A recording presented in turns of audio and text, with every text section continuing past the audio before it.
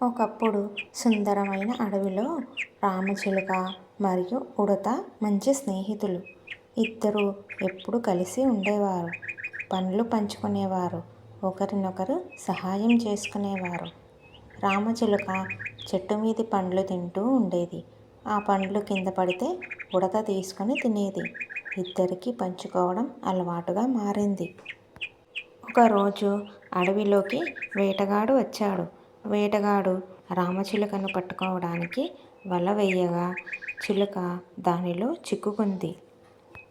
అది చూసిన ఉడత తన పదునైన పళ్ళతో వల తీగను కొరికి కొరికి చివరకు చిలుకను బయటకు తీసింది.